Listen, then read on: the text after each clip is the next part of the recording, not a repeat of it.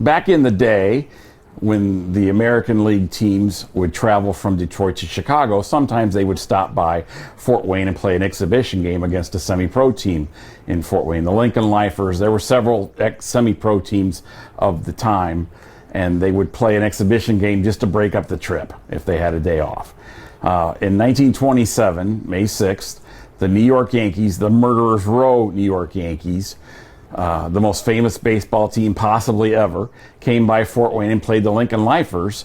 The game was tied 3-3 in the 10th inning. There was a man on, and Babe Ruth hit a home run to win the game 5-3.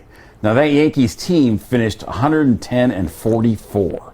Then they obliterated the Pittsburgh Pirates in the World Series 4-0. It was just a remarkable team, and to think that they stopped during that season and played in Fort Wayne just kind of blows your mind. It was common, as you said, for that to happen back in the day. Why was it common? Because if you think about major league teams nowadays, right, there'd be no way that they play an exhibition game in a city that they aren't familiar with.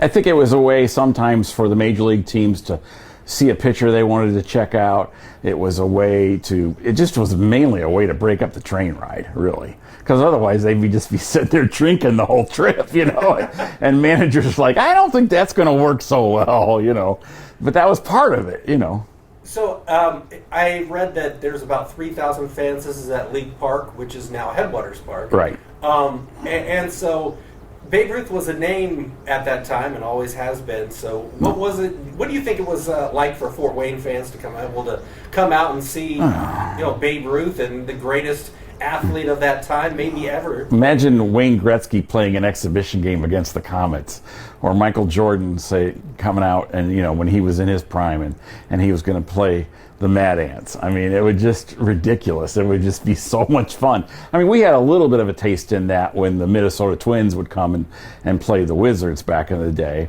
I mean, that was just a taste of it with Kirby Puckett and some of those guys, Dave Winfield and that. But I can't imagine Babe Ruth back in the day when there was no TV, very little radio. I mean, all you had were newspapers, and he was still the most famous athlete in the world. And it wasn't just a one-time thing. They came through many times. Babe Ruth came here many times. He came through in October 1926 on a barnstorming tour. It was just a way for those guys to extend the season and put off going home and maybe earn a little extra cash along the way. And that happened a lot, though. There was probably 15 to 20 games where major league teams stopped by Fort Wayne on their way to someplace else, maybe to St. Louis even back in the day, just played an exhibition game just because to spread the game. How do you think that stoked the fire of the people in Fort Wayne? As far as baseball goes, it had to be an amazing experience and had to help set baseball forward, I guess, in Fort Wayne to know that, guys like Babe Ruth, Lou Gehrig, those guys would come and play here. Well, think about this. There really wasn't many other options for that kind of thing, except for baseball. I mean, basketball, the NBA didn't form till 48. Hockey was not an option then. The Comets weren't even here till 52, 53. There was no football option for something like that. You were never going to have that. So it was Major League Baseball stopping by for that kind of thing or nothing. And Major League Baseball was the game. It was the national pastime then.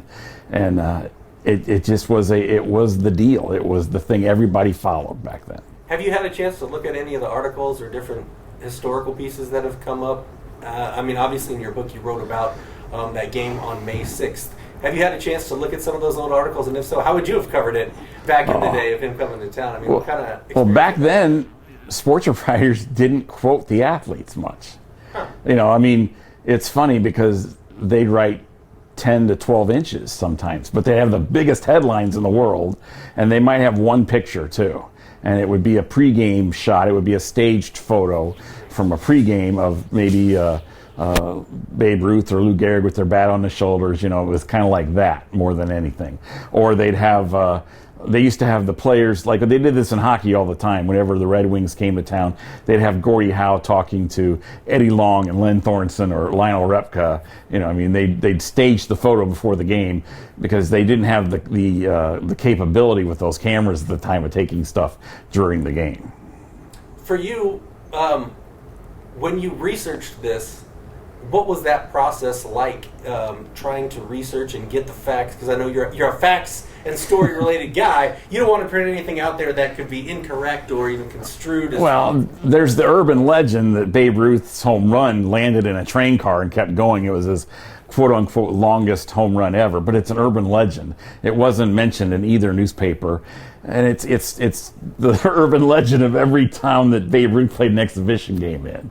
So you got to be careful. And the other thing is too, a lot of times whenever there was the anniversary, these old sports writers would write about it 10, 20, 25 years later, and you could sometimes find some information there, but you didn't know how solid the information was sometimes. Isn't that part of the beauty of the game of baseball, Yes. though? The nice thing is they usually had the box score.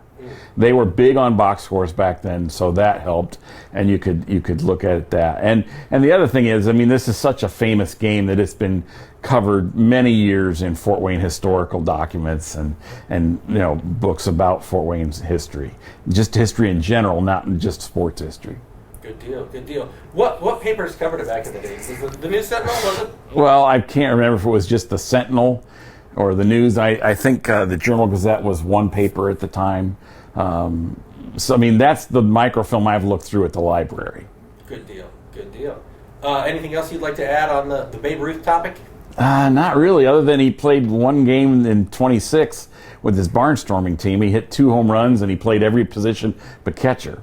That's kind of they were having fun with these games. These were not like, we got to go out and bury these guys, we can't afford to get beat type of thing. It was more of, let's go have fun. And I think that fit right in with Babe Ruth.